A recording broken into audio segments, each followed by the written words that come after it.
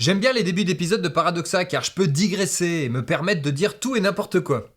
Ou pas.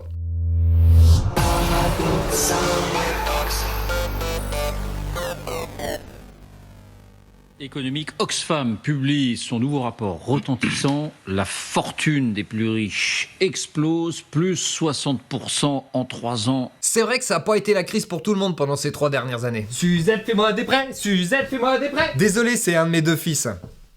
J'hésite un peu à le déshériter. Vous vous dites attention à la façon dont on se sert des chiffres, il y a des petits arrangements. Alors j'ai lu ce rapport et évidemment c'est partisan. Pas qu'un peu, vu que Oxfam dit vouloir lutter pour une meilleure répartition des richesses et contre l'hégémonie des multinationales. Pour eux, fini les yachts et les jets privés. Faudrait qu'on se déplace en quoi ? En... Hélicoptère. Exact, et on peut pas faire la moitié de nos propriétés en hélicoptère. C'est mon 2e fils. Tu comprends un petit peu le dilemme niveau héritage. Entre les biais idéologiques, la vision statique de l'économie entraînant souvent des solutions peu crédibles et l'utilité même d'Oxfam et ses dirigeants pas trop mal payés quand même, il y aurait à redire. Mais là, c'est pas le sujet. On va se baser sur des chiffres provenant de sources externes. Ouais, parce que Oxfam, niveau boulot, il s'arrête à l'interprétation. Et surtout sur la vision de notre journaliste, Pascal Perry, de cette interprétation. Oui, tous les ans, c'est à peu près le même rapport, les mêmes conclusions, les mêmes erreurs méthodologiques qui sont reprises d'ailleurs en boucle dans la presse. Parfait, on va pouvoir assister à un débunkage en bonne et due forme. Et en effet, il y aurait bien 2-3 trucs à dire sur ce rapport. Vous allez voir que on peut faire parler les chiffres, on peut aussi les faire mentir. Il est bien placé pour le savoir, le gazier, parce que les journalistes à la télé, ils font que ça. Ressortir des sondages et autres statistiques, seulement ce qui sert leurs propos. Tu sais ce que je viens de recevoir ? Le sondage, là, sur la confiance des Français envers les médias et leurs journalistes. Ah ouais, cool, et alors ? J'ai beau tourner ça dans tous les sens... je crois qu'on va pas faire d'article dessus. Par omission aussi. Bref, les chiffres ne mentent pas, mais la façon dont on les présente peut amener à une mauvaise interprétation. Ah bah si les gens comprennent de travers aussi... Regardez bien. En 2020, les 5 personnes les plus riches du monde représentaient une fortune de 405 milliards de dollars fin 2023. Vous avez vu l'astuce, 2020-2023, elles étaient passées, ces 5 personnes, à un capital consolidé de 869 milliards. Je dois être un peu con parce que j'ai pas vu l'astuce. Hey, salut, Nick l'astuce, le cousin de Guy les bons tuyaux. T'as besoin d'aide ? Je vois pas l'astuce non plus. Premier point, en économie, c'est un élément de base qu'on nous apprend à l'université. Quand on compare des choses comparables. Alors oui, c'est la base. Si tu compares des choses qui n'ont rien à voir... ça marche pas. 701 attaques de requins dans le monde entre 2005 et 2014, dont 44 mortels, alors qu'il y a eu 1,5 million d'interventions pour désinfection contre les punaises de lit en France en 2023, essentiellement dans les plus grandes villes. Par contre, moi je suis pas une punaise de lit, je suis un cafard parisien, et justement, je trouve ça un petit peu rude comment on nous invisibilise, hein, à cause de toutes ces punaises de lit et puis ces rats. C'est sur mulot, pardon. Enfin, respect, ok, respect. Mais bon, on est là, nous. Mais par contre, là, on compare bien la même chose, les 5 plus grandes fortunes à 2 dates bien distinctes. Fin 2020, fin 2023. C'est tout à fait comparable, je vois pas où est le problème. 2020, que se passe-t-il ? L'OMS, vous vous rappelez, déclare l'épidémie de Covid comme pandémie et les gouvernements du monde entier prennent des dispositions. Alors, des centaines de millions de personnes, des milliards sont confinés, on arrête les usines, on arrête les commerces, on arrête l'activité économique, et évidemment, les performances économiques de l'année 2020 sont catastrophiques. Ah d'accord, ce qui lui va pas, c'est le choix des années, parce que selon lui, on a pris la valeur la plus basse au creux de la vague, et donc ça appuie énormément sur les écarts incroyables. Bah oui, les fortunes ont plus que doublé, plus 114%, c'est énorme. Mais bon... ça reste quand même la réalité. Donc c'est une année qui est très particulière. Donc ça la ne peut valeur pas être... des entreprises... Oui, la valeur des entreprises. Les bourses s'effondrent. C'est pas une erreur de méthodologie, mais par contre évidemment comme ils veulent faire passer un message, ils ont pris les chiffres les plus parlants pour aller dans leur sens. Et tout le monde fait ça, et les journalistes en premier. Comparer 2020 et 2023, c'est comparer un sportif qui vient de se claquer, par exemple, avec un athlète qui est au fait à l'acmé, si vous voulez, au zénith de sa préparation olympique. C'est comparer des choses qui sont absolument pas comparables. Ça me semble un petit peu exagéré comme métaphore, même s'il est trop content de sa trouvaille au point de pas arriver à la dire correctement. Mais bon, après, c'est vrai que même s'il n'y a pas mensonge, il y a peut-être manipulation. Mais oui, si la fortune des 5 milliardaires les plus riches a toujours été aux alentours de 800 milliards de dollars et que c'est seulement en 2020 qu'il y a eu, hop, Un petit accro à 400 milliards, il n'y a pas eu plus 114% en fait, c'est juste un retour à la normale. C'est pour ça que plutôt que de dénoncer une malversation, il aurait mieux fait de nous donner d'autres chiffres. Par exemple, comparer 2023 avec 2018 ou avec 2013. Oui, parce que face à des faits, le mieux c'est de contre-attaquer avec d'autres faits.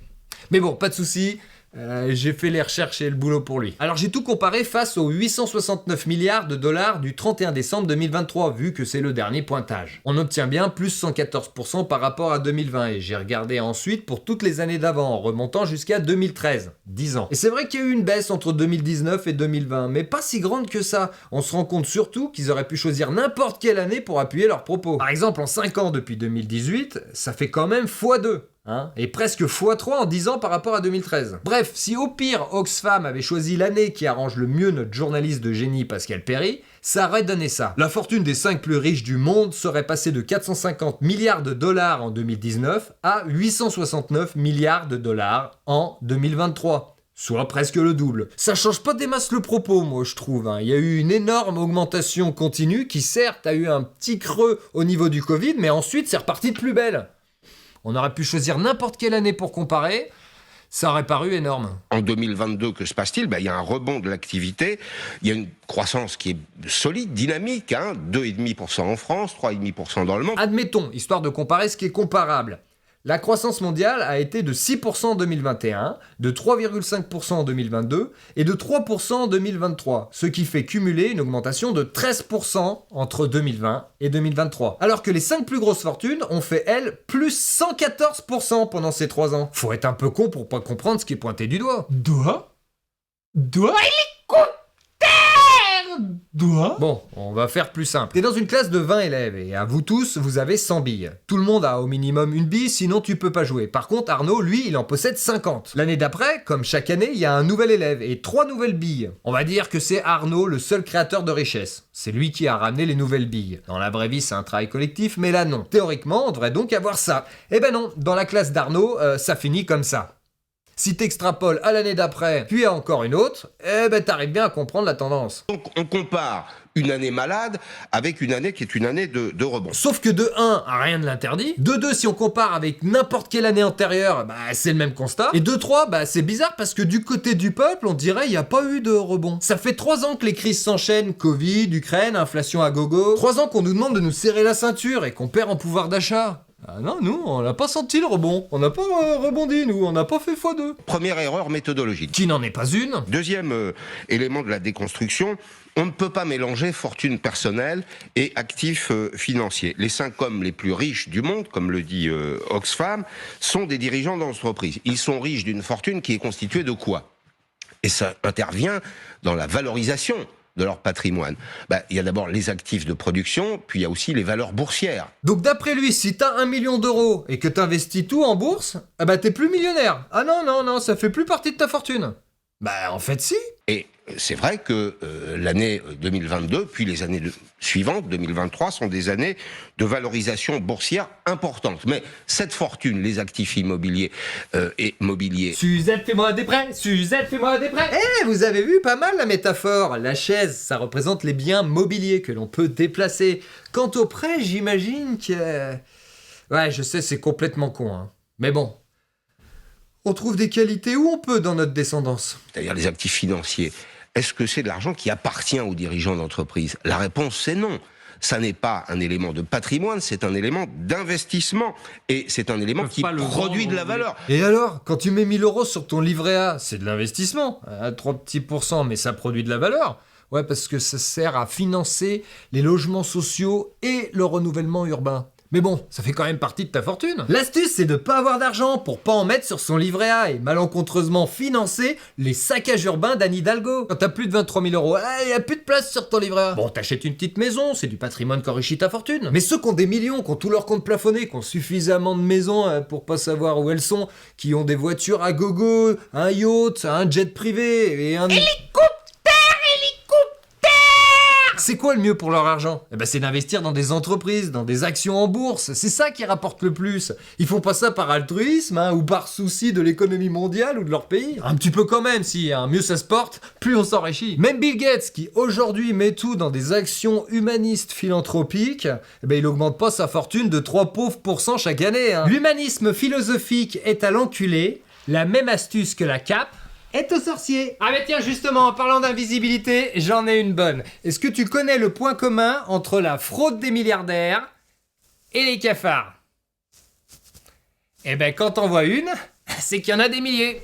Donc même si notre fortune se divise en cash, en biens mobiliers, immobiliers, en investissement, en patrimoine, en ce que tu veux, eh ben ça constitue quand même notre fortune. Imaginez que Bernard Arnault décide du jour au lendemain, puisque c'est de lui souvent dont il est question quand on est en France, de vendre l'ensemble de ses actions, le cours de bourse s'effondre, parce que tout le monde sait que c'est un bon dirigeant d'entreprise. Qu'est-ce qu'il en sait, lui? Pour lutter contre des faits chiffrés, il spécule. Il a constitué un groupe qui est solide aujourd'hui et que les performances de l'entreprise sont liées aussi à sa capacité à le gérer. Perso, je pense que c'est faux. Si Bernard Arnault il meurt demain ou s'il vend tout, il y aura peut-être un flottement pendant un petit mois, mais entre fin 2023 et fin 2024, ça aura rien changé. Bah là, toi aussi, tu spécules. Sauf que moi, je vais t'avancer l'argument. Liliane Bettencourt. Quel est le point commun entre la période où elle dirigeait toute sa fortune, dont L'Oréal? La période où elle avait plus toute sa tête, le moment où elle était mise sous tutelle, qui dit, le moment où elle est morte et le moment où elle a été remplacée par sa fille qui n'y connaît rien. Et bah tout du long, sans exception, sa fortune elle a augmenté. Ainsi que la valeur des entreprises où elle était majoritaire. C'est normal, il y a beaucoup de monde derrière pour gérer, ça repose pas sur les épaules d'une seule personne. C'est déjà pas le cas dans une entreprise de merde d'un petit millier de personnes.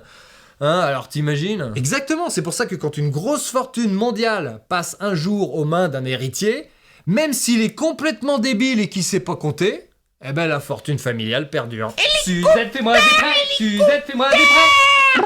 J'ai intérêt à bien préparer le terrain quand même. S'agissant de LVMH, l'entreprise, le groupe réalise 10% de son activité en France et il paye 40% de ses impôts. C'est marrant parce que le mec qui voulait pas mélanger la fortune personnelle et la valorisation boursière, là quand ça parle d'impôts, il en a plus rien à foutre. C'est pas pareil, parce que c'est pas pareil. Et que, au fond, l'argent payé par les riches, parce que les riches payent des impôts aussi, sert à quoi? À la redistribution. En France, un Français sur deux reçoit plus de l'État qu'il ne lui verse. Grâce à quoi? Grâce à ceux qui, à l'évidence, payent des impôts et qui en payent beaucoup. Alors c'est marrant parce que cette histoire, ça marche pas trop avec Bernard Arnault. Non, parce que sa fortune d'aujourd'hui, il la doit quand même pas mal à des coups passés où il s'est quand même pas mal gavé avec nos impôts.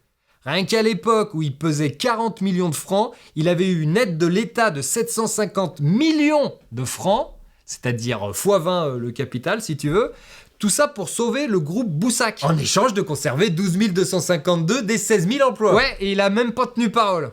Non, parce que au poker, le Bernard Arnault, c'est pas un bluffeur, c'est plutôt un tricheur.